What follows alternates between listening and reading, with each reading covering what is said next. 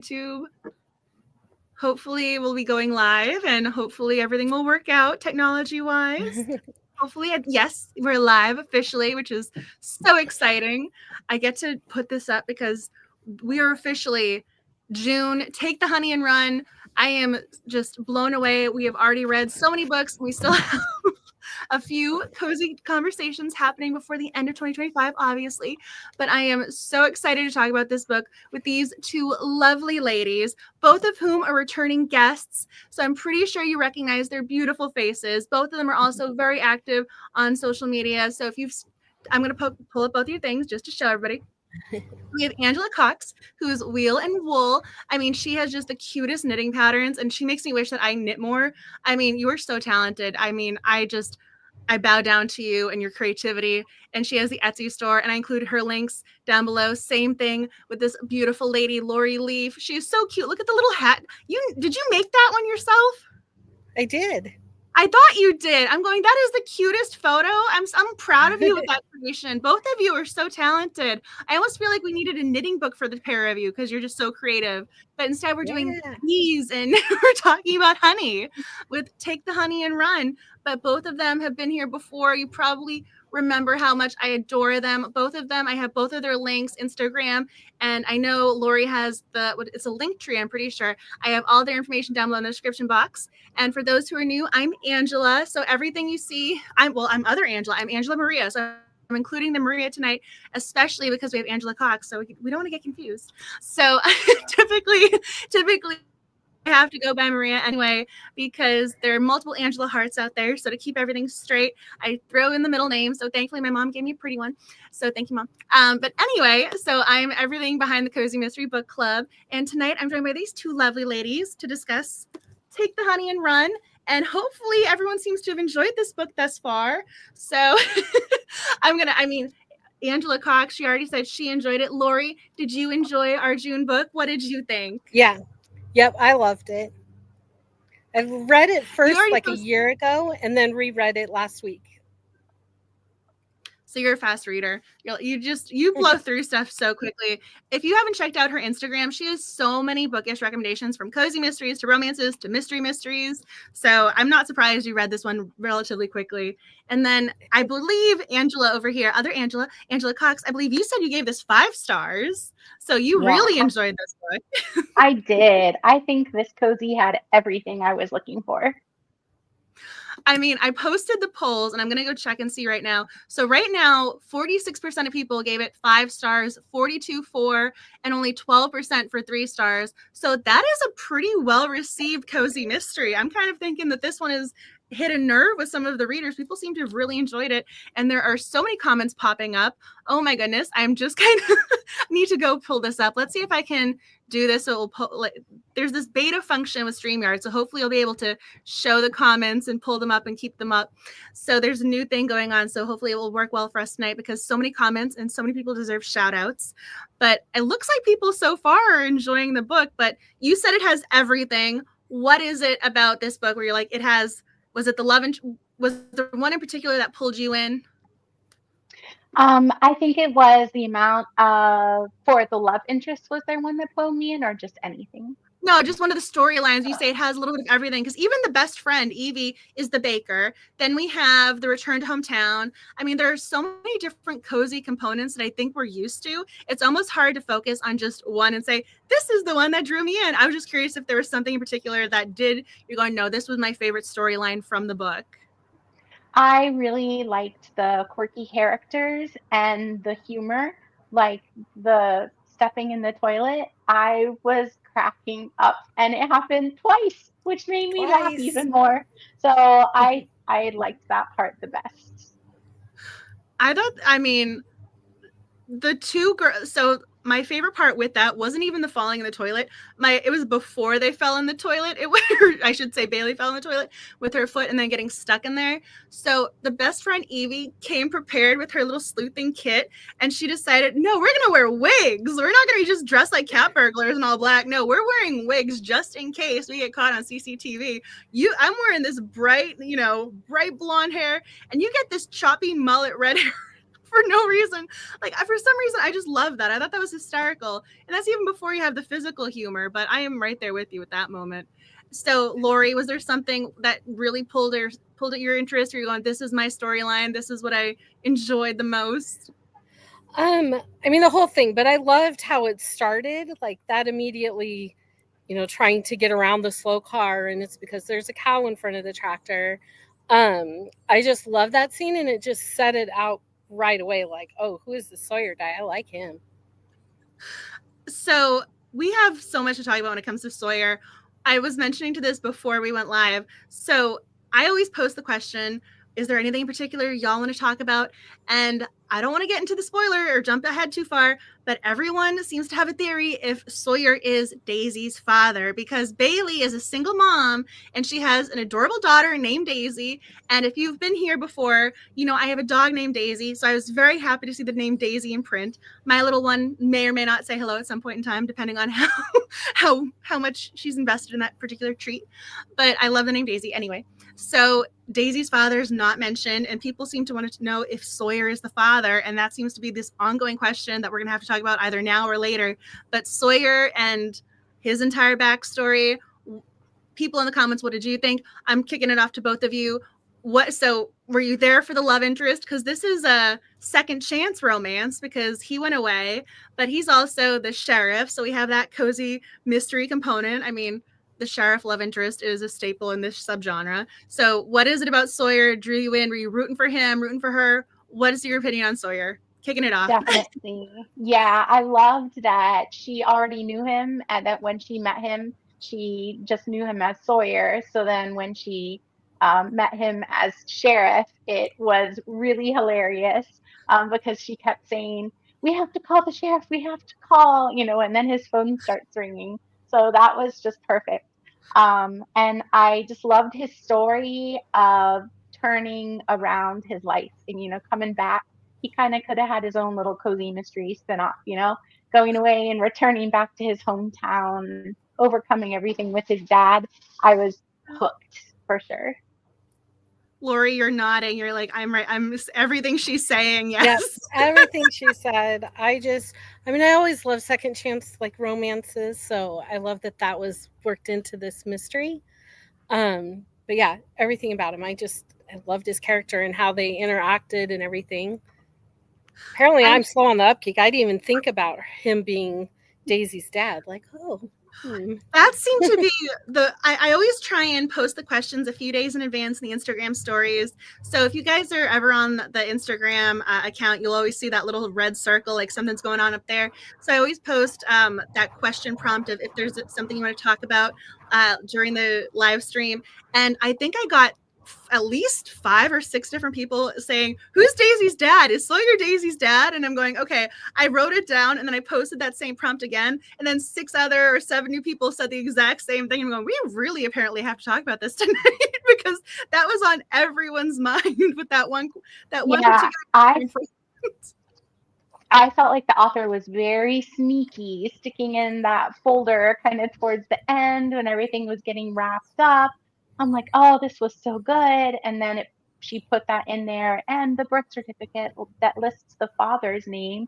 And I'm like, what? And then she moves on to something totally different. Very sneaky. But is that a good sneaky or is that now I need to read book 2? I'm mad at, I need to see what happens. Yeah, definitely. I need to read book 2 to find out more. I just pulled up Meredith's I checked book 2 out from the library yesterday.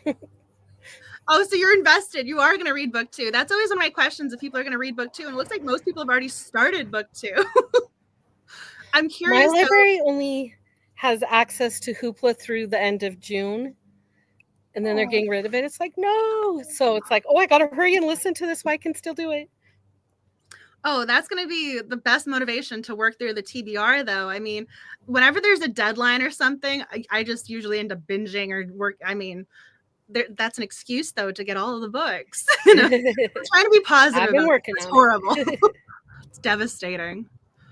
I see lots of book 2 started and checked out and purchased.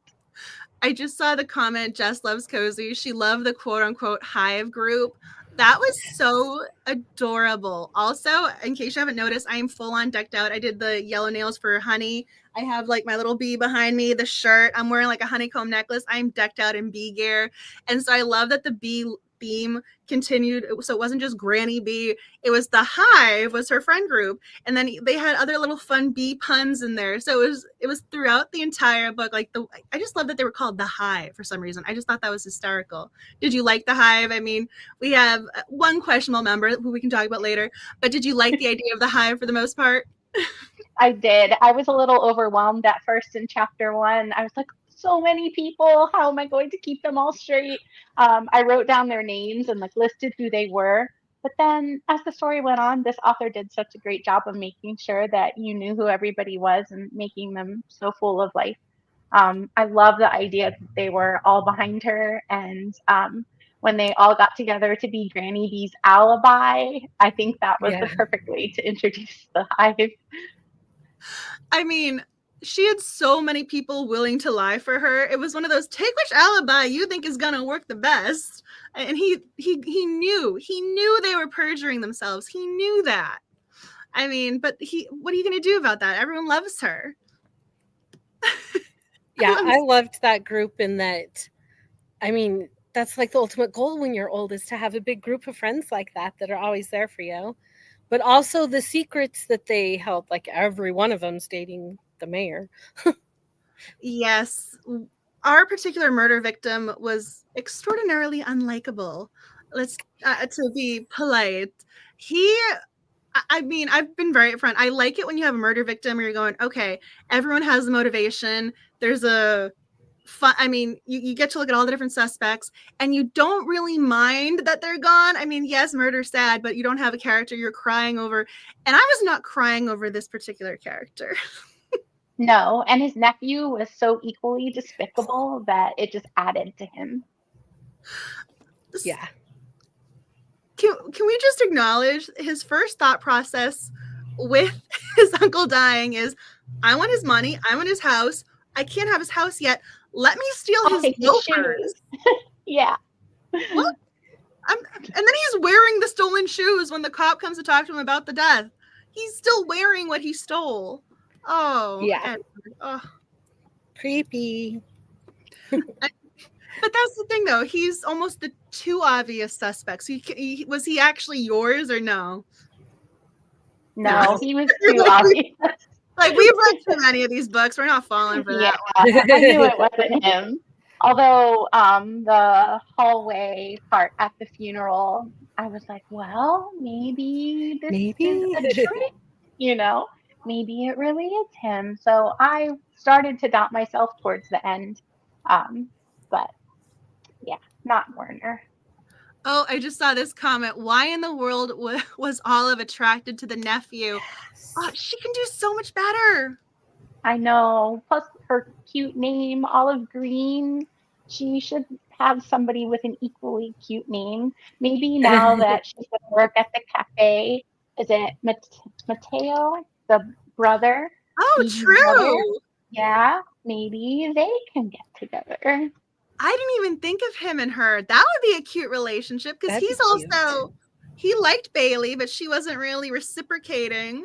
But I did love the secondary relationship of the hardened detective of Griff, who's now the PI, and all of a sudden the adorable best friend who's owning the bakery. As soon as they lock eyes, there's that spark.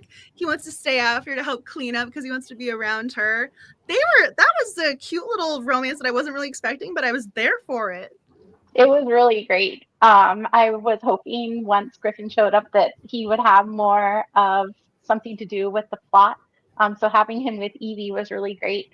And I also liked the way that it kind of showed a little bit of jealousy on Sawyer's part, which made you realize that he was interested too. I mean, I'm seeing more people talking about how they love Olive, and I'm going back. That poor little thing, she needs to have a good boss, and maybe she can wear something appropriate to work instead of the maid outfit, because that sounded so creepy and inappropriate. Oh, she deserves to find happiness with the adorable brother.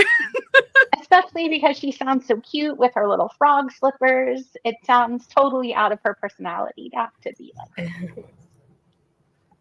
I mean, I was just, I never thought it was her. And we've, at one point near probably the 75%, maybe 80% mark, she's in the house going through, you know, our victim's belongings. And I'm going, what is she doing there? Why is she there? I didn't think she was the killer. And she's thinking that Edward's going to propose to her. And then it turns out he's trying to get her to steal a fake Rolex. Oh, Olive, you need a different guy. You need a better love interest, better caliber. Definitely. So what did you think about Griff, though? I mean, Bailey apparently had a date with Evie's brother, who's no connection with. Griff, who apparently looks like Hugh Jackman when he first started playing Wolverine. I thought that was a great description for any character. I mean, immediately get the mental image of, okay, this is what he looks like. But I liked him. I liked these other side characters. Yeah, it would be cool to see Griff and Sawyer team up. They kind of started to do it towards the end where they took the map of the town and they made it into a 4x4 grid for everyone to search for Daisy. So I would love to see in a future book the two of them working their police detective powers together somehow. Lori's nodding. She's like, yep, that'd be fun. Yep, that would. So what was your thing with Sawyer? Was there anything about him in particular where you going, okay, the jealousy or Griff? Was there something with the guys in the book that you were intrigued by and wanted to talk about? I think that was pretty much it. Yeah, I just liked their interactions. And I liked how it was also kind of Daisy. She was like, wow, my mom liked these hot guys back in the day, you know. So that was really nice to see too. She was cute. She knew exactly who Sawyer was the moment that literally from the get-go, she goes, you're Sawyer? And just like a kid would, because an adult would probably have more time and be like, oh, so this is the guy. Whereas Daisy's going, you're him? I mean, she just flat out any coolness, subtlety out the window. I thought that was hysterical. Yeah, and she implies, you know, that she knows everything that ever happened between them. So he's probably wondering, what does this little girl know? Yeah, just what does she know? I love Daisy. I thought she was a fun character. Usually when kids are in cozies, they're just, you know, a blip. They're not like actually part of the story. So that was kind of fun. I think lots of trouble.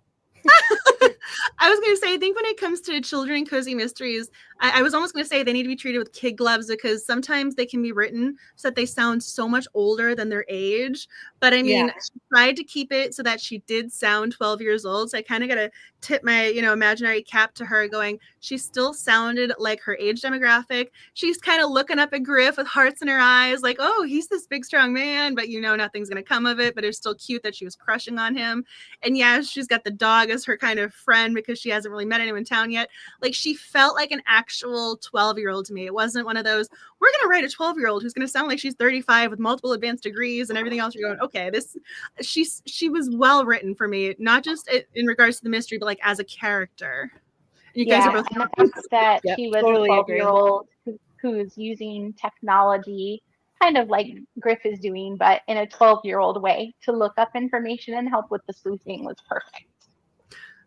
Well, I like that she didn't want Nana to know. She's like, no, Grandma can hear everything. Like, we got to do something. Like, she was aware. She was so cute. I'm seeing the comments pop up about Daisy. And I keep saying Daisy, thinking my little one's going to come running in, like, because she's hearing me say her name so frequently.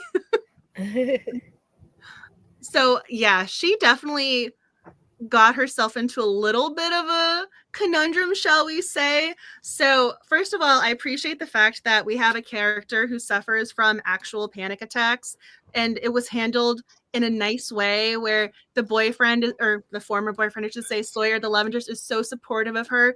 He's not guilt tripping her, like, why are you like this? He actually, when they were in high school, started carrying around a paper bag so that if she had a panic attack, he could help her out. He did research. So when Daisy goes missing, she's panicked as all can be, which is understandable as a mom. But I thought that's so realistic to have an actual panic attack when your child goes missing. So it wasn't just we're going to make this anxiety go away for the time being because it's not going to help with the plot. She included a scene where she had the panic attack and then went to go find Daisy. So it wasn't as if, oh, we've mentioned her anxiety. Now we're going to glaze over it in this moment because I want to move the plot forward. But they acknowledged it and then did that. And so I really just appreciated that. You're nodding along. You're like, yes, exactly. Yeah. And it showed you it made you fall in love with Sawyer even more because you're like, oh, he's kind, he's handsome, he's strong, he's the sheriff, he's overcome a lot, and he's sensitive. It's everything. He was the perfect hero. He's perfect. I mean, it was nice that the other characters were supportive of her. The only one who didn't know what to do was Lyle because he had never seen anyone have a panic attack. But even then, he gave her space. When the other one asked, can you get her a bag? He did it. Like, even though he didn't know how to handle it, he was still respectful of the situation. So I think this is one of the few cozy mysteries that's had more of a humorous tone that still has real underlying. You have the father with family abuse, you have her dealing with anxiety, like there are real things interwoven. So yes, it's a fun read, but there's still realism to it, and trying to find that balance is difficult, but I think she did that. And for me, that panic attack moment was the perfect example of like how she had those moments, but yet it didn't take away from it's called the Hive, we have the puns, it's my cozy town. Yeah, someone had put in the comments that everything just flowed really well, and I agree. It was like once you got started, I felt sucked into their world, like I lived there and I was part of the Hive and I was going on this adventure with them to solve the mystery. And it, like you said, it was realistic, but those cozy components were there too, and they didn't come across forced or cheesy. It was perfect. Yeah, it was all very well done. Was there, aside from our leading lady and our love of Sawyer, because clearly at Wheel and Wool, Angela Cox here loves Sawyer, Team Sawyer forever. I'm going to have to design a sticker that just says Team Sawyer and everyone will know what that means. But aside from Sawyer, was there another character that you absolutely adored? I mean, I got the biggest kick out of Evie as the best friend, like wanting the wigs. And when she ever tried to ding dong ditch to help get her out of there with the sheriff, she's like, yeah, this is my plan. I'm going to ring the doorbell and run away at the murder victim's home because that seems like a good idea. I mean, she was just game for anything. So for some reason, every time she was in a scene, I just started smiling before she even did anything. Yes, and her on trying to cut down on cuss words. I thought that was so cute and the perfect thing to do in a cozy. Because this cozy did have a few every now and then, which not all cozies do. But she, even as a secondary character, had so much personality. I really enjoyed that.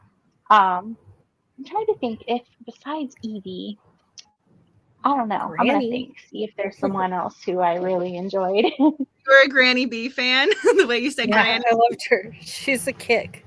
I mean, she has her boyfriend, and she's very proud of the fact she has a boyfriend. And when she was ever when they brought her in for questioning, this is when I knew I loved this character. She had her hands behind her back, and he goes, why did you cuff her? And he goes, I didn't cuff her. She's just doing that by herself. Like, she's doing that. Like, as soon as I realized she was not cuffed, but like pretending to be for like putting on a show. And then she was lying about breaking her foot because she would limp, then she wouldn't limp, and then she would put it on the opposite foot. Like, this woman, I mean, I know she's fictional, but I loved her. I mean, you never knew what this character was going to say or do. And yeah. the tea.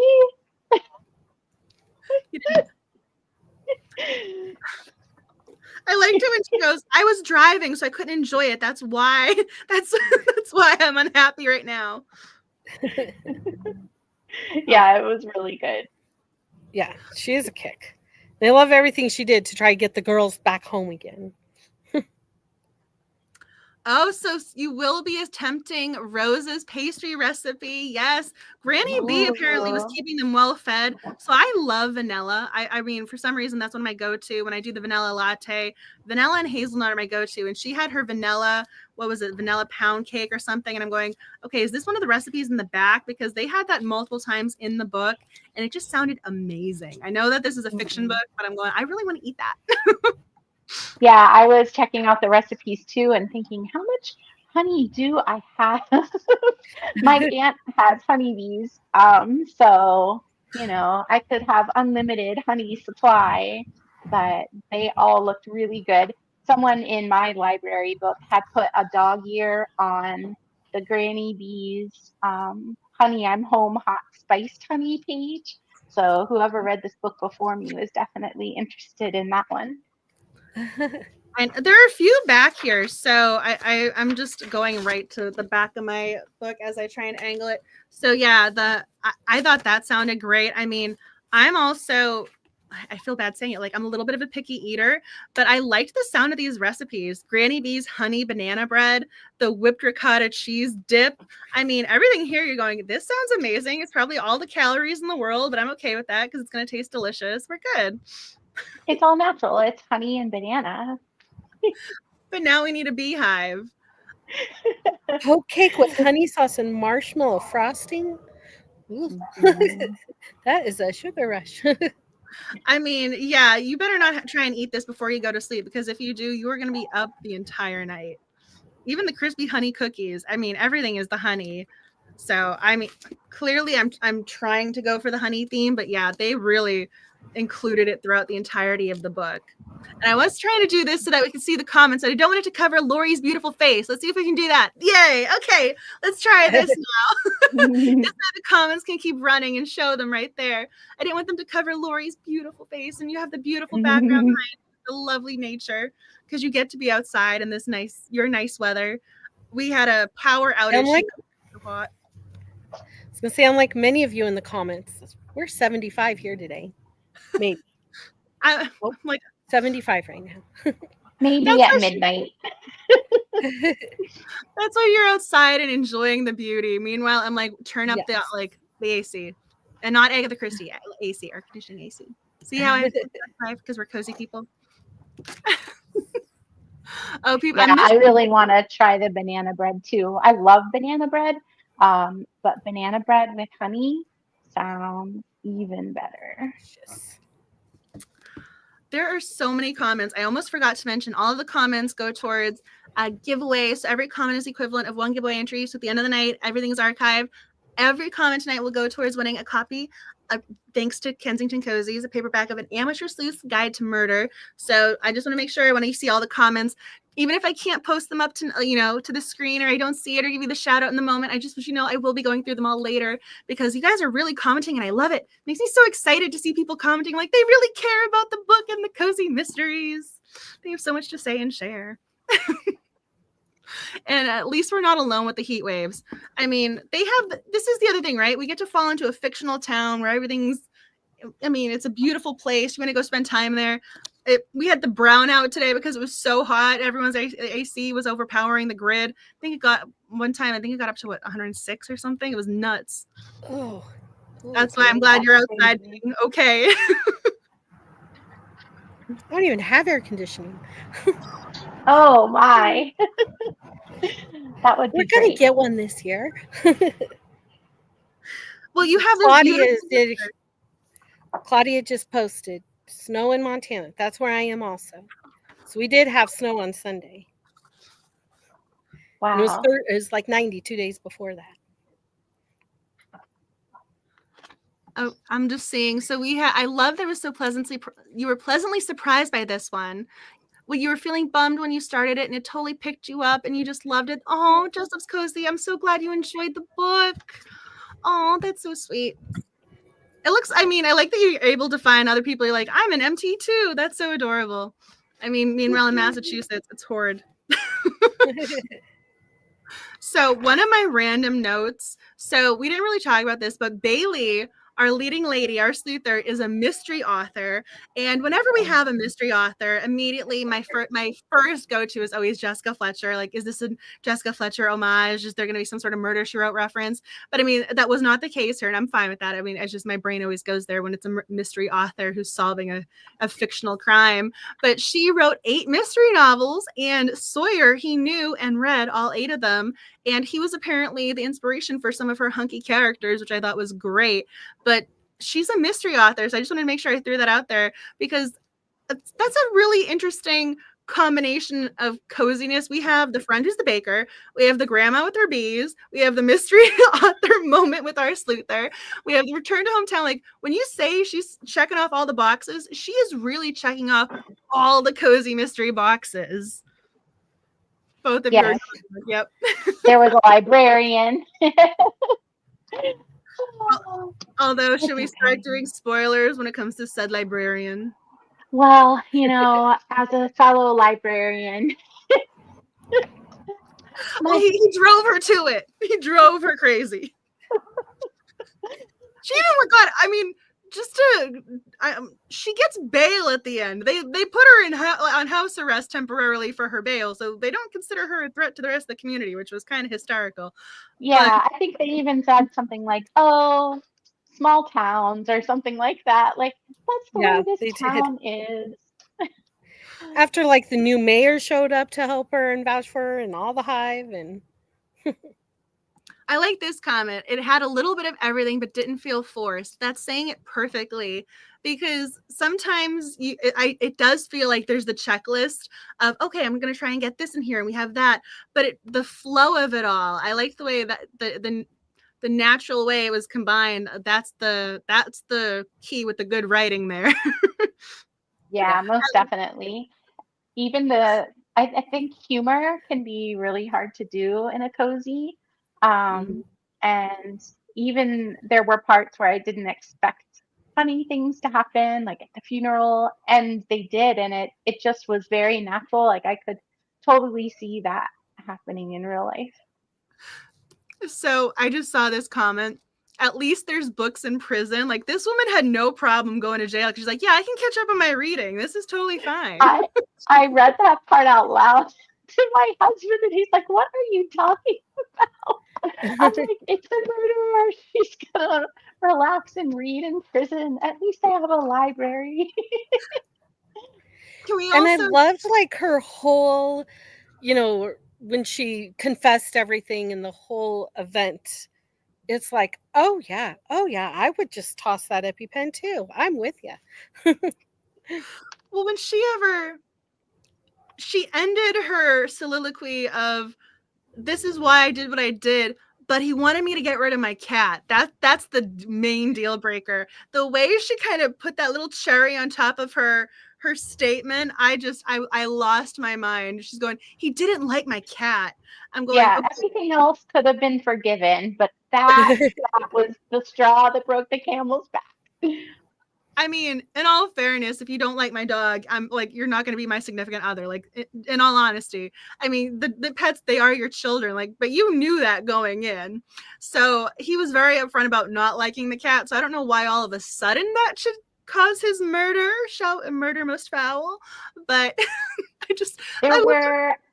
I'm a cat person, so it seemed like every house that her and Evie were going to, they were like, oh, and there was a gray and white cat one person had, and then this person had another color cat. And I noticed that, and so when we got to that part, I was like, oh, who had a white cat? I don't remember which one it was. There were like 3 cats that were described in this book.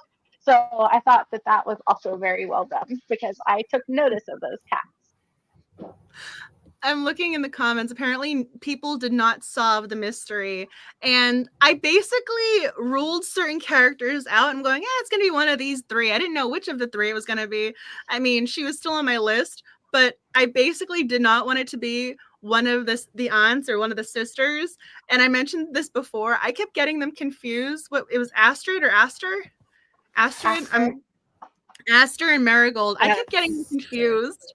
I kept getting them confused. I felt so badly. I'm going, I really don't want it to be one of the sisters, though. And so, I mean, I also didn't really want it to be someone in the Hive, but I kind of figured it had to be with the scarf and that kind of component, because that was one of those fun clues that felt important. And then everyone lost their scarf conveniently. Also, if I buy you a scarf and bring it back from somewhere significant to me and you donate it and you tell me how much you hate it, I might miss the next book club meeting because I will be devastated. Like, they can't, I mean, for some reason, I felt so badly for these fictional characters. I know they're not real, but they gave away their scarves. I know. I left it behind on the bleachers. Yeah. So most people didn't seem to solve the mystery. But I mean, we also didn't really know the full extent of his blackmail. We knew it was going to play a part, but I don't think we knew, hey, he recorded you guys in a moment of real intimacy, and now he's holding it over your head. And we didn't really know that was coming. Yeah, when she said, oh no, now it's this person who's part of the Hive, we're going to have to go talk to her. My brain started checking off who it could not be. So I'm like, okay, it can't be the sisters. It can't be that sister. And Dot was the only one left. And I knew it had to be her. I think it's kind of nice, though, the way the author, because Daisy's such an avid reader, that she didn't have a lot of interaction between Dot and Daisy, which in hindsight is actually really well done and well written, because you wouldn't want to think about Daisy being around a murderer. I mean, even though she's probably the sweetest murderer you've ever heard of, you know. As long as you like her cat, you're safe. That biscuit into his mouth and honey. I know. As far as murder weapons go, that's pretty, literal, like, quote unquote, sweet way to die. I mean, she didn't. Sometimes they can get kind of violent, and when it comes to cozies, they're supposed to avoid the gore and the bloodshed. I mean, like, we totally went in the opposite direction with the allergic reaction to a honey biscuit. It's not even she got a bee to sting him. Like, she full on.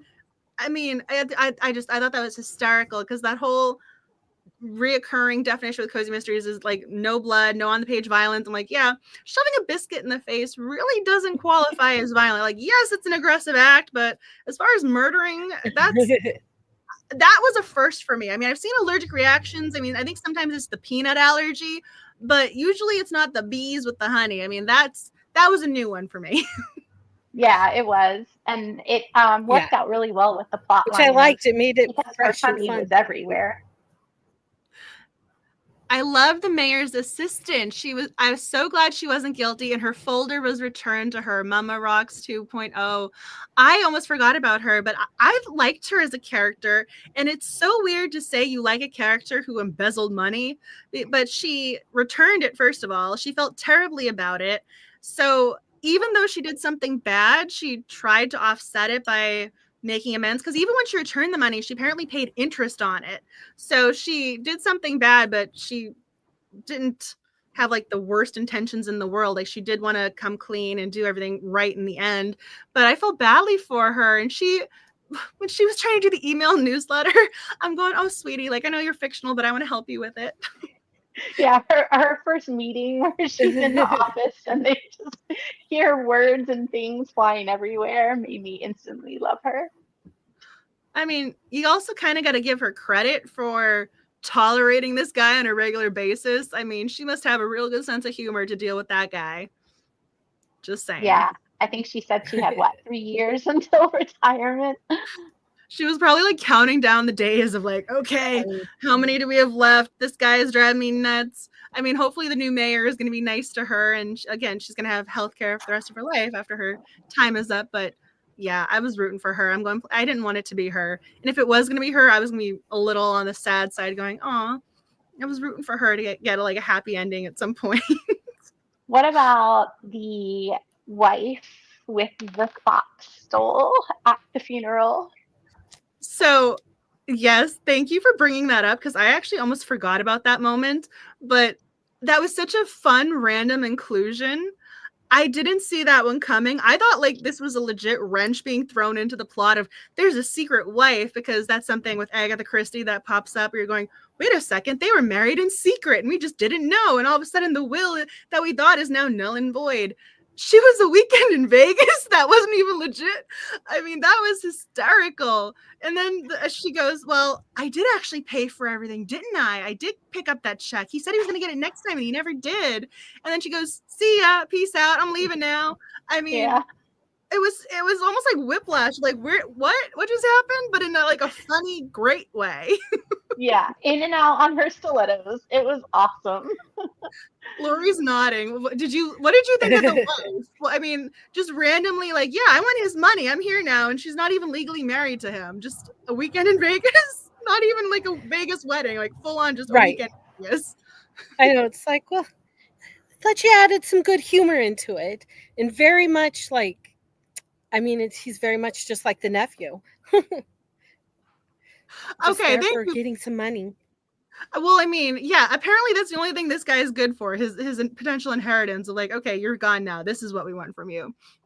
I think unless you didn't even have. Yeah, I was gonna say that didn't even play out. So, and I like how the people forgot about the wife until you mentioned her. And you're like, oh yeah, that was funny. But like that's kind of what this book was. You're like, oh yeah, this moment kind of blended into the mystery or the narrative.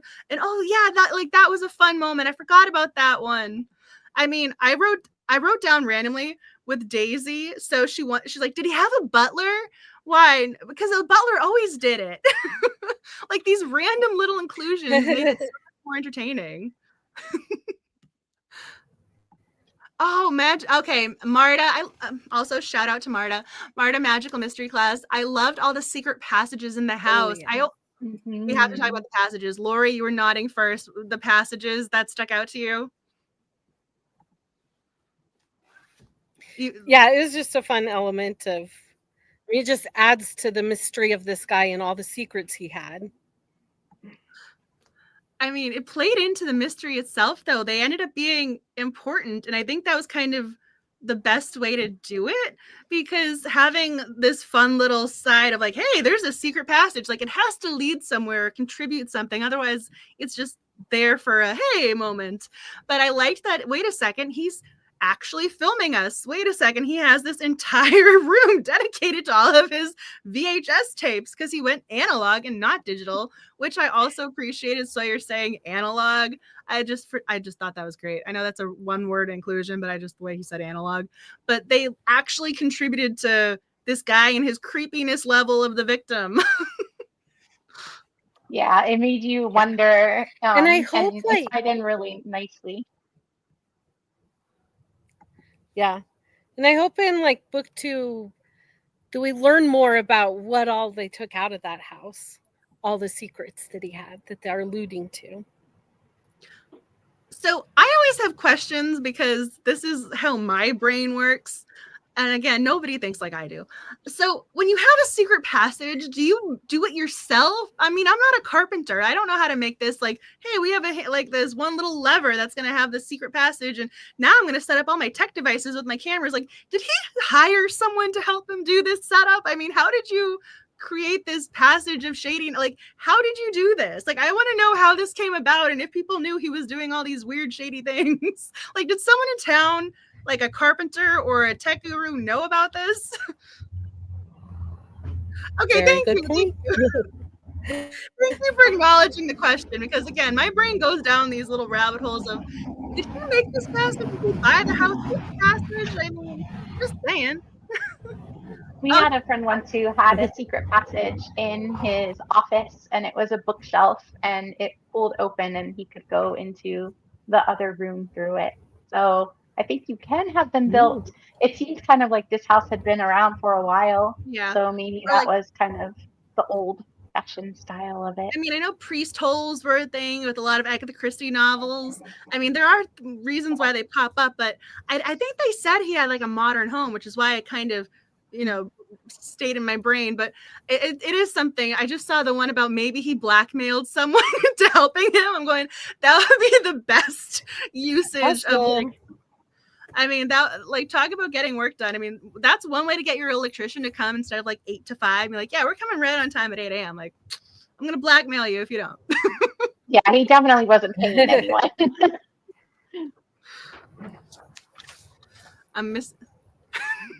Thank you for validating my questions. I appreciate your comments.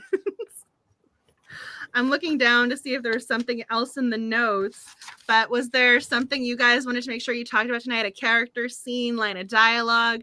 Thrown it to you in the comments. Also, if there's something you want to talk about and we haven't discussed it yet, please comment, because I want to make sure we touch on it. Also, I had fun with the latest graphic artist for like I'm going to try and angle it so you guys can see it. The latest sticker. I thought it was so cute. The little cartoon bee design. Every month I do the sticker for the book of the month, and the bee design, I thought it was absolutely adorable. So I need to finish updating the Etsy store, and I'll reopen it, and this will be there. Just So, but I just wanted to showcase, I thought it came out so cute. But very I cute. wanted to talk about how, is it Cooper, the dog, how he Yes. started in the plot from the very, very first chapter, and he ended up being really important. That little guy, again, with the I love how the neighbor's calling to complain about the dog, and it's one of those, no, we don't care about this yet. No, we don't care. It's a golden retriever. Wait a second. Now we want all the information. Like this guy who's been calling police station. Like, how long has this been going on? Now they want to know all this stuff. As soon as he said golden retriever, Sawyer and her were game. But until they said golden retriever, they're like, yeah, let the dog bark. No, we have bigger problems. I knew it as soon as they said it. I'm like, no, they need to pay attention to that call. It's important. It's the dog. It's the dog. So I was urging them on my side of the page. Like, he deserves to be on the cover. Like, that was a full-on hero moment with Cooper, because he also was legitimately trying to help her and save her. I mean, I also love that this girl was new in town, and like the one friend, like her one consistent aside from her mom and her family, was the dog. Like, really was her best friend and like her protector. I know it's a fictional dog, and I'm looking at him so lovingly. I'm like, now I want a golden retriever. I mean, seriously, great golden retriever dog to the rescue. And also now we have the dog we have bees, dogs, cats. I think we like, they had cows at one point. I mean, we're really hitting the cozy companion. Like, we're really moving down the list. It hit them all. Oh, you love that. Kay What's-Her-Face says, I love that Daisy got herself into trouble and wasn't kidnapped. Mm-hmm. True. That was a big relief. I'm like, oh, she just got stuck down there. Because at first I'm like, Olive put her down there? What? So that was good.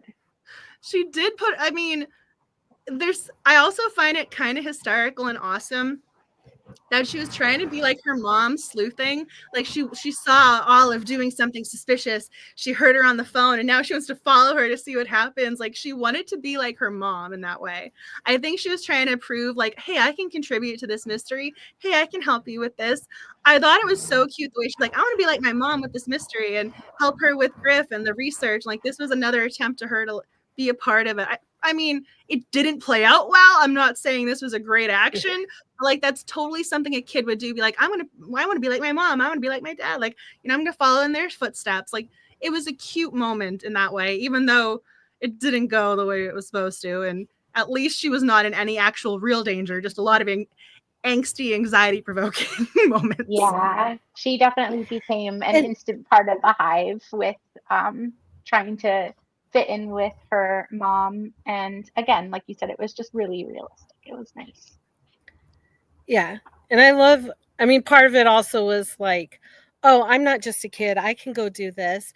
But then in the end, it's like, oh, I am just a kid and I just got myself stuck. So I love that kind of interplay on each other. One of those, sleuthing is for the adults. Sleuthing, if you're going after a murderer, hopefully, you've lived a good life, just in case. Sometimes it's for the adults. Yeah, not always. Doing it too. I mean, what is it? The too stupid to live. So those comments, I always think that's funny-ish. Oh, Nancy Drew, yes, that's cute. Baby Daisy was trying to be like Nancy Drew, except Nancy's utterly unique, so it's hard to be Nancy Drew because there's only one. I mean, yeah. I was looking though. I loved the part. My daughter's 11, so she's pretty close to Daisy's age, and it said that her mom opened up her backpack, and inside was a paperback novel, a bag of Cheetos, a Ziploc with Cooper's favorite dog treats, and a thin cotton jacket. That was just so perfect and cute. But like, this is what I mean with her writing style. She really had details, and that's one of the perfect moments where you're going, okay, we just nail on the head. I mean, describing her as a character, making her likable, things that are totally relatable. I mean, I like those descriptions, those details. Lori's nodding. She's like, sounds like my backpack. I wish I had Cheetos. I'd like Cheetos. Yeah, I don't have Cheetos in mine, but I always have a book and dog treats. I just, I mean, I really would love, I mean, I've been trying so hard to, be healthy, drink my water. And, I even have water in my little bee mug tonight. I was so proud of myself. Like, no, we're going to try and be good without all the sugar. But I mean, this book makes me want to have all the calories. I want my Cheetos. I want my vanilla honey pound cake. But I did see this comment. We read Murder by the Book, and I really was thinking this too, Marta. There were moments where I was thinking of Gertrude, because in that book series, we also have a mystery author who's our sleuther with a teenage daughter she's a little bit more sullen, a little bit more angsty. I mean, Daisy is a little bit on the more bubbly side, and she wants to go beyond the adventure. But I was thinking of that mother-daughter dynamic too. So I think it's really interesting that you said that. It wasn't just me having flashbacks.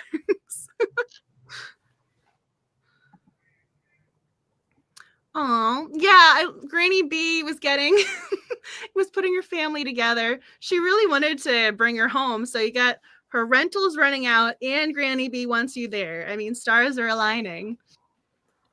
Someone mentioned also they wanted to talk about the fact that Granny B has taken care of her whole life with her two parents not being there for Bailey. That was really a cool situation, because at first I'm like, oh, Granny B, wait, that's not Bailey's mom, that's Bailey's grandmother, which means that it is Daisy's great grandmother. So that put a whole different twist on the family, and that was really neat. I think it made more of a connection between them. Absolutely. I'm just sort of nodding along, because anyone who acts as your guardian is going to have that special connection. You're going to protect them. So that further made sense to me as the mystery reader, going, I understand why she wants to clear her name. It's not just, oh, this is an estranged family member I see once a year for Christmas. She did. There was one scene where she was saying how she wanted to make her smile after her mother left, and she was there, and Granny B created her dream room with the reading nook and had a vanity in her dream closet because she wanted to make her smile. So it wasn't just that she raised her, like she put her time, energy, love into raising her. So, I mean, the fact that this woman needed to have her name cleared, I mean, if someone did that for me, I'd go sleuthing for them. I mean, it made sense for her motivation to want to clear this woman's name because she was so adorable and sweet to her growing up. I mean, also, if this is the woman in your life, and Daisy's she said at one point, middle school girls can be mean. I'm like, yeah, bring her home, have her be with this awesome lady to make her smile. Exactly. Yeah. She'll make sure she has exactly what she needs, and look at all those strong women around her too. I like how everyone's on this. We're like, I mean, we also, Bailey's mom left. She's not dead, right? She hasn't passed away, correct? I don't think so. Yeah, I don't think so. She could come back. I mean, as far as I remember, I mean, if anyone can correct me, please do. I thought it was she was going out for groceries, didn't come home. They were worried something bad happened, and then they got a letter from her saying, I can't do this, and then they just never heard from her again. So maybe she can pop up in a future book. We're not really sure what's happening there. And I don't know. So maybe someone in the comments or you guys know. So right now there's only this book, and I have a graphic because I'm so proud of myself with this one. We're pulling it up. So there's a second book in the series, Kill or Be Killed. Also, great pun. But we only have 2 books right now. Is there going to be a third? Will there be more after that? Does anyone know? Because it's hard, unless you know what's going on behind the scenes or you're friends with the author. You don't always know what's going on with this series unless the publisher or someone makes an announcement. So, I mean, I would like there to be an ongoing series. And I don't mean this in a bad way. I know the author has multiple series that she's done, but they seem to be on the shorter side. So I don't know if that's intentional, if that's just her writing style. But if she's going to be keeping it on the shorter side of things, like, please make it a really good book 3 so we can tie up these loose ends.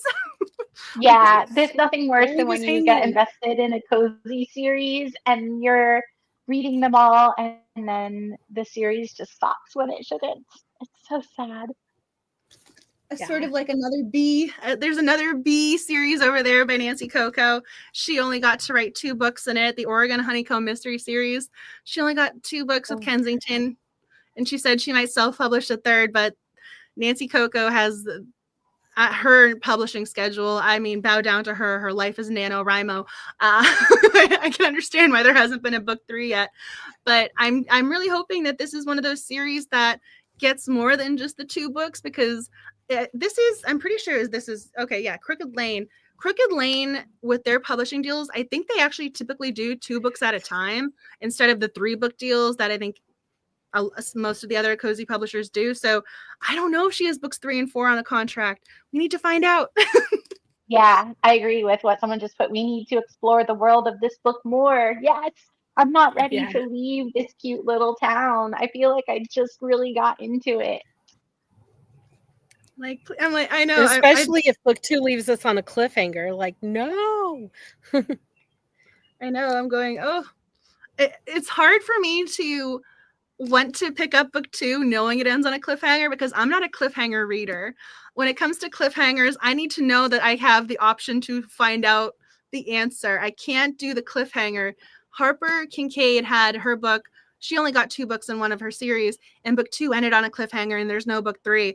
And I'm going, how can you do this to me? At least let her publish a novella to tie up these loose ends. I mean, my little reader heart was infuriated. And I'm going, who's in charge of this? How do we make sure that, like, if there is a cliffhanger, we get a book 3? Make sure we, like, if there's I need to have this is again my romance reading, cozy mystery loving heart. I like knowing that I'm going to have an ending. I like knowing that I'm going to be secure in my knowledge that everything will be tied up loose end wise. So when things have cliffhangers, it's harder for me to work up the courage to pick it up, knowing it might actually just literally be a cliffhanger and no book 3. So if there's a book 3 in the works, I shall read it, and I'll be okay with the cliffhanger in book 2, because I know I have hope in my heart. Well, I think if there's not a book 3 yet, then maybe if we all join together like the Hive and we go to the publisher's Instagram and bombard them, they'll get a book 3 for us. Yes. I'm seeing some of the comments. So this is the other thing too, right? I mean, we always read the first book in the series, so everyone is always on the same page. So I am totally, I agree. When I first started, I'm going, oh, there are a lot of characters. What's going on? But it really wasn't as bad as I initially thought it was going to be. As soon as I made my list, and aside from Aster and Marigold, who I got confused, but everyone else made sense as characters, and I didn't get them confused at all. So as far as setting it up for a first book, I think she did a nice job with it. You're nodding along like, yeah, this was a really good first book in a series. It was amazing. And there's so many different ways that she could take it because of the way that she set it up. And they would all be totally interesting, and they wouldn't be a stretch, which is an amazing thing for any book. Yeah. I just saw this comment, so we need to at least, we kind of addressed a little bit without the spoilers, the Sawyer and his background. So Mama Rocks, the original sheriff and his wife who took Sawyer in after what his father did, were my heroes. I'm so happy they were there. There was a lot of good, excuse me, lose my voice. I'm so happy there were a lot of good characters in this book. That is the perfect comment, because they were not really, we didn't get to see them in action. We just got told what occurred previously, and his backstory. The poor little guy, poor Sawyer with his dad who he used to get beat up by his dad, and Bailey didn't know, and then he took the rap for her with this tractor he destroyed, and his father went ballistic and broke his rib, and he's all bruised and battered. And luckily the sheriff's wife was a nurse and was able to care for him, and they got him out of the situation. And that's why they broke up, supposedly, because that was literally after he got out of the bad situation. He didn't get in touch with Bailey, so that was the end of their relationship. But it kind of made sense why he didn't reach out. Like their breakup, I don't want to say like I buy into it, but yeah, people in those situations do feel shame, and they're not ready to deal with things or have people in their life or people they care about know. So I understood why he might not have told the love of, his love at the time in high school. Because again, when you're a kid, things don't always make sense in your brain, and you don't always think things through all the way. But he had a terrible background, but the sheriff got him out of it, and he went into the army, and Sawyer, I'm rooting for Sawyer. It was great. My book, like I'm loved hugging him. Sawyer. Aw. Yep. Loved. Sawyer had a sad backstory, but good things came out of it. I mean, it's trying to be on the, trying to be positive, flip, like, unless that had happened, he was going down. He said potentially he was the bad boy, right? Like, that's what he was calling himself. She was calling him. He's like, well, I'm not a bad boy now.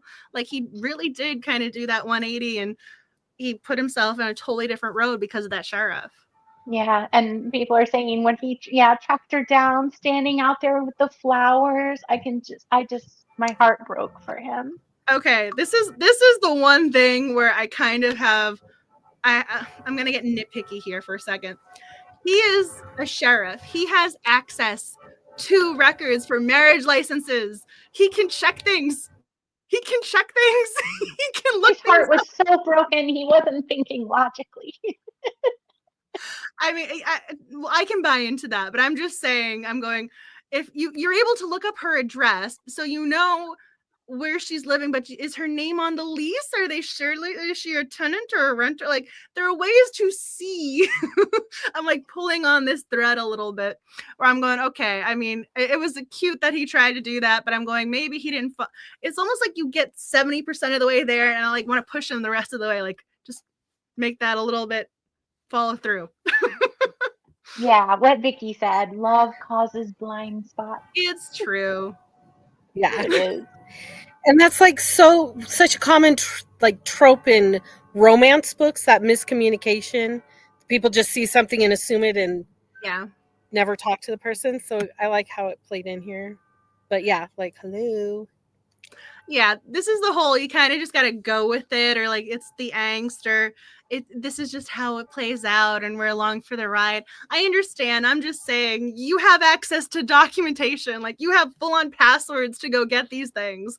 I mean, we're not just talking social media stalking your ex. Like, we're talking, you can fully access and see where they're living, if they're paying rent, to whom they're paying rent, like if there's a marriage certificate, because he said you were living with a guy. So maybe he did try and look up if there was a marriage certificate.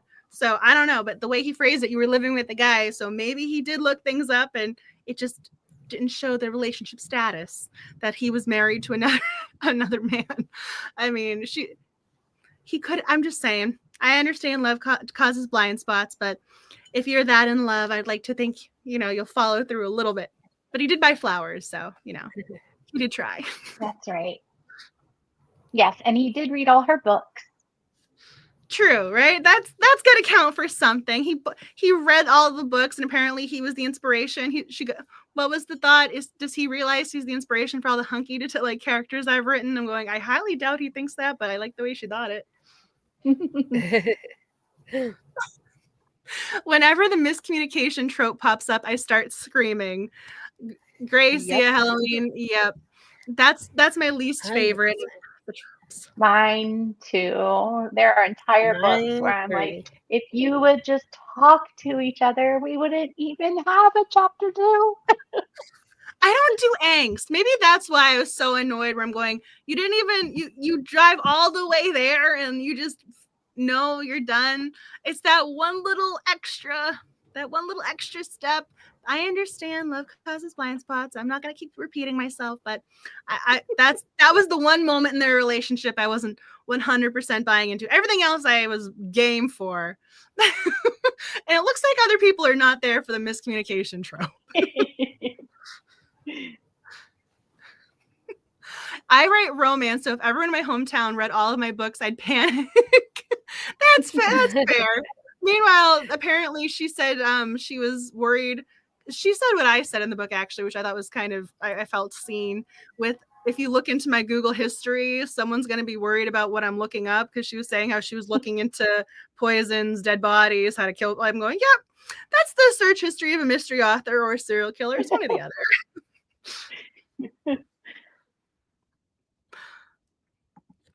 Everyone was very supportive of her mystery writing. There's usually a little bit of a, why do you want to do murder mysteries? You're killing people, but people didn't seem to mind. And it came in really handy. I was just thinking back to when she was talking to Sawyer, and she kept saying, well, it was great. No, it wasn't her. It wasn't Griffin and Daisy and her looking things up, and it wasn't her and what was it, Evie doing like the breaking an entry. No, it was just her. It was always just her. Uh-huh. I mean, you could claim she's being narcissistic. I did everything, but no, I like that she's trying to cover for everyone else. Going, if I'm gonna get in trouble, I'm not taking you down with me. Yeah. And she just knows all that because she's a mystery writer, so it makes logical sense, right? What was it? The members of the Hive, one of them actually said, well, on TV. I mean, it was great because that's true. People will say like on NCIS or on CSI. Oh my gosh. Yeah. Google searches can, yeah. I mean, depending on what you use, your Google search is full on part of your Google profile or whatever, and you can clear the caches, but I think it's DuckDuckGo where you have more privacy and security. And the fact that I'm telling you that proves I've had to look something up for a murder mystery. I'm like, no, I don't want the NSA to know what's going on over here because I'm pretty sure I would be on a watch list. I'm sure our phones are listening anyways. Fair. Fair. Anita, the comedian coroner, was another great character. I forgot about him too, but that, again, like there's so many great moments where you're going, yeah, and this and that. And Bailey wanted to use them as a character, right? That's what authors do. You see someone and they become your inspiration. That's so cute. But did you have anything in your notes? I know Lori was looking down. Like, is there anything else character-wise, mystery-wise? I was just really glad that, I think, was it Lyle? I can't remember his name now. Granny B's love. I was really grateful that it wasn't him because I was so excited for Granny B. And for a minute there, I was falling for it and thought that it might be him with the scarf and then the history of them together at high school with his previous wife who passed away. So my heart was starting to break. So I was really grateful that it wasn't him. That was a really interesting side story, sort of red herring, but it was well done and it showed a motivation and it showed who he was, but not in a bad way. So his wife originally dated our victim, and then I like how it's Daisy looking up yearbook photos, and this is how we pieced the story together. So she's doing her own sleuthing endeavors. So she's looking up, and then all of a sudden you see Lyle with the old girl, the original girlfriend, but he marries her. It's not like he stole her and it was this big upheaval because it was, behind the back. It was just, high school, they connected and they actually fell in love for the long term. This wasn't just some silly crush or, high school's high school. That's why I'm just kind of saying, like, things happen. People say and do stuff in high school. Like, this was real, true love. And he loved her until the day she died. And after, his entire life was upended when she passed away. It was true relationship. So I can't really hold it against him that he fell in love with his future wife. Yeah. I did love also when all of them tackled him. That was great. Oh, yeah, that was amazing. That was amazing. What was the description about? They were running as fast as 70-year-old women with nylon stockings and dressings and purses. Yes. But why were you running? I forgot the parking brake. I just saw someone up above saying they were picturing Woody from Psych. That is a great reference. All my little psychos with the pineapples. We got to show pineapple love. Woody. You got to stay creepy. And Woody goes, of course, right? I always be creepy. You will never beat Woody. Woody is the best coroner. I love where's my Rizzolian Isles? She's a coroner, she's the head mortician coroner, but I love Woody. I always will. Thank you. I saw the pineapples pop up. NCIS. That's fair, Ducky. That's fair. I'll give you that reference. That's another good one. That's another good coroner reference. I'll give you that one. He's an icon. They really are. Maybe there's something about coroners. Maybe more with that. But I'm looking down. I think we talked about all my notes. I think I love them. I love the pineapples, just seeing them. That makes me so happy. And then I'm gonna hit end poll, and then we're gonna see. So the final tally was four stars for 47% and 40% for 5 stars. So basically this book seems to have been a hit. So I'm glad people seem to have enjoyed it.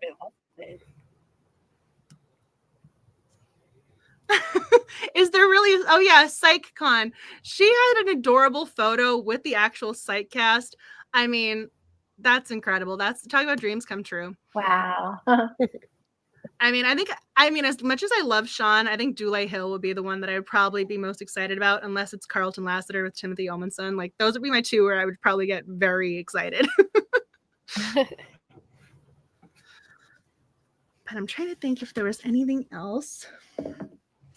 So if there is something you guys want to talk about, now is the time to do it, because I want to make sure you guys know your comments are going towards future giveaway. So I mentioned that already, and I will announce the winner first in, I can't believe I'm saying the July email newsletter.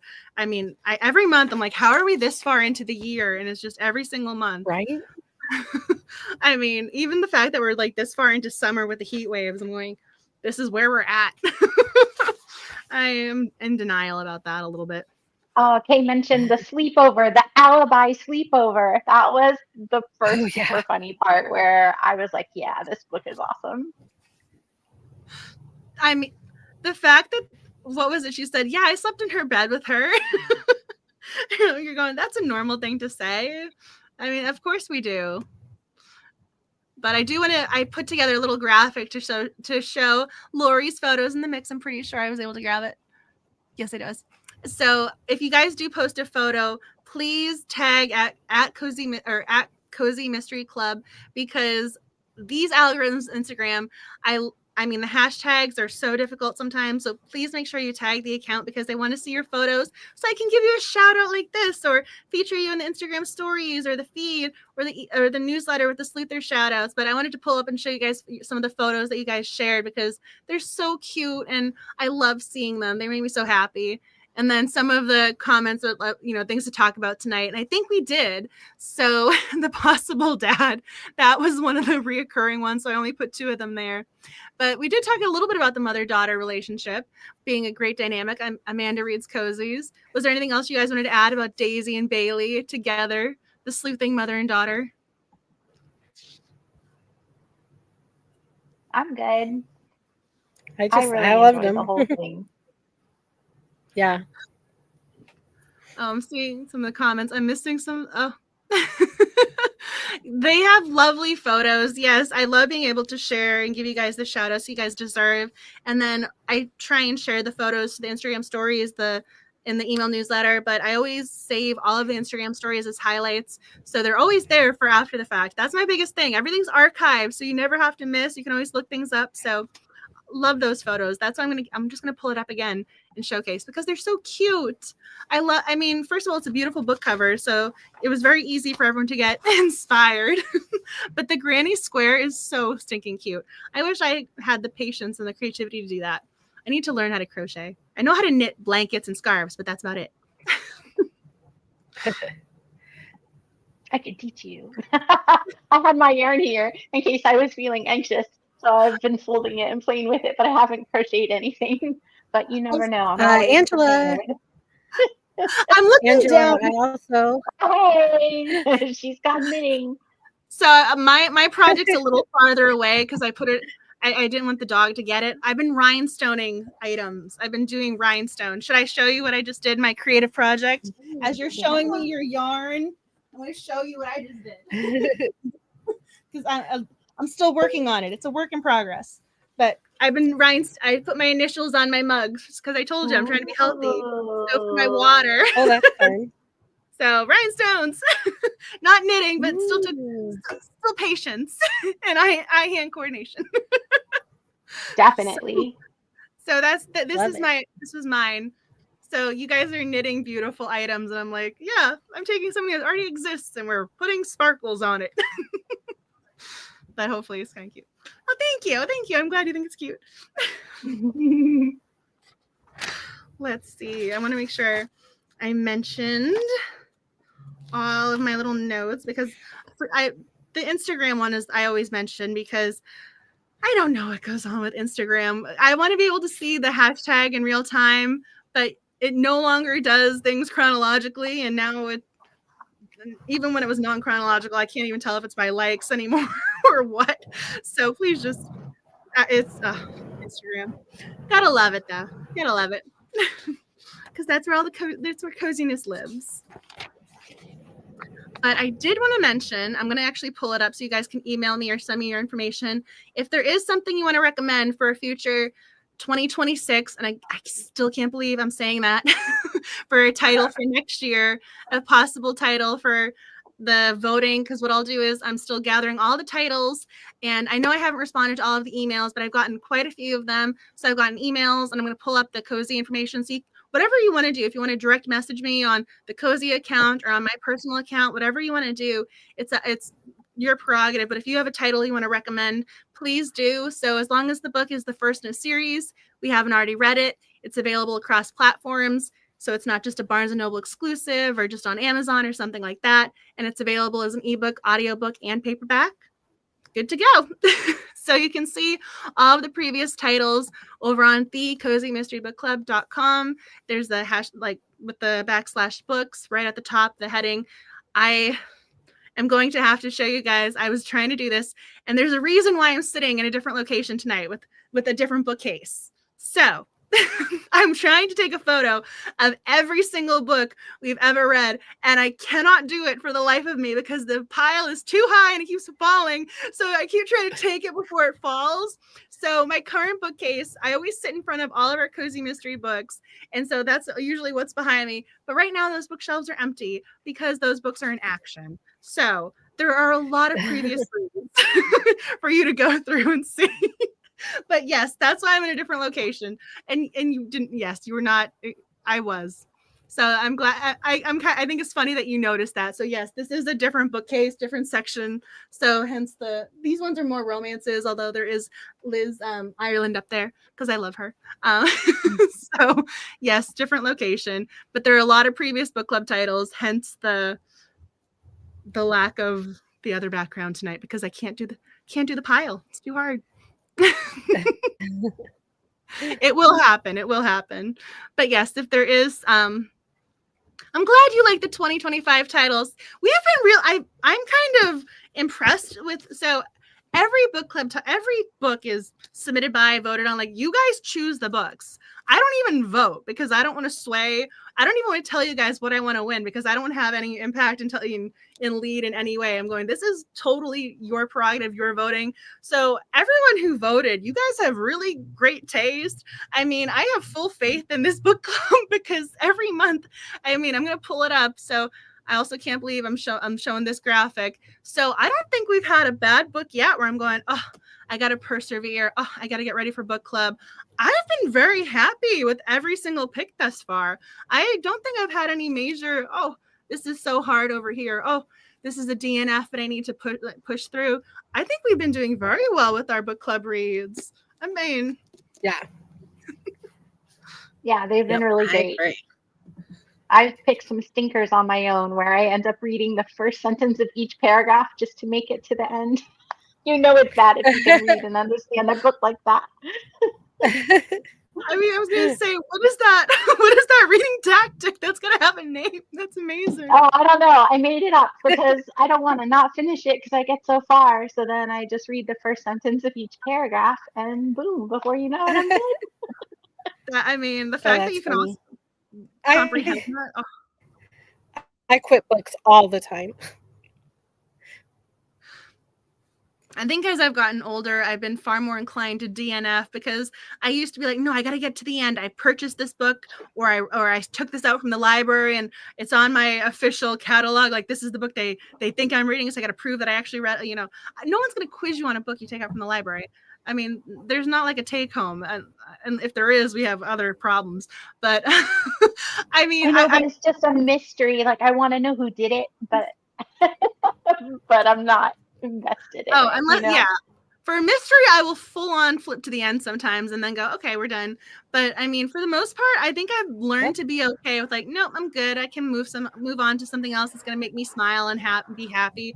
Because we love our fun, happy books. I mean, that's one of the perks and allure of reading cozy mysteries. So I think we've been choosing some very happy, fun reads, and you want to fall into these cozy worlds, and I've been having a lot of fun doing that. And every month I'm like, oh, I get to fall into this little cozy town with this sleuther and solve this mystery. Yeah. Oh, so I just saw I'm the DNF queen. I mean, I've gotten so much more understanding about it.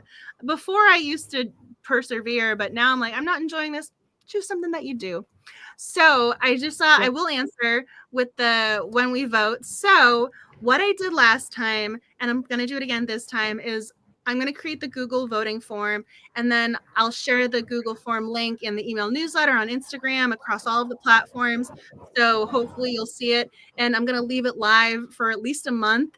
And I say that because not only do I want to make sure that you see the link, because the algorithms are always so much fun. You never know if you're going to see this post, or I might share it, but you might not see it yet. So I always leave it live for a while, but also because every year, and this has happened every year, except for I think the last day when I closed it, we got the tie to end because it was literally like a single point, like .0, like a single decimal 0.1% difference with the vote.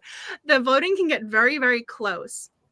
So I leave the polls open for a while. So the Google form, I gather all of your titles. I organize them into themes. So the only month that is different is January, because those are titles that literally almost won or like lost by a single percentage point. So those are our second chance reads. But all of the other months, I typically will do, the Animal Cozy Mystery Month, Baking Themed Month. I did this last year and this year, and I'm going to do it again for 1 month to make sure we have at least one diversity read. So we have at least 1 month dedicated to all diverse titles. So I think I did for this month, this year it was for September. I'll probably do that again, whether it's September or November, but I want to make sure that stays true. So I take all your titles and put them into themes. I always double check to make sure they meet the requirements, but as long as they do, I'm going to try and find them somewhere to exist on the Google form, and then I will leave it live, and then when the results are in, I will share them with you happily. So hopefully you will be okay with the results, and you'll be looking forward to those reads. But again, these are all books that we've never read before, and so I think I only had someone submit 2 or 3 of the books that we've read, but other than that, for the most part, the things that have been submitted are not titles we've already read. So right now, the Google form, I've been moving stuff around, but it's already getting pretty long. So I'm trying to think like when to share it.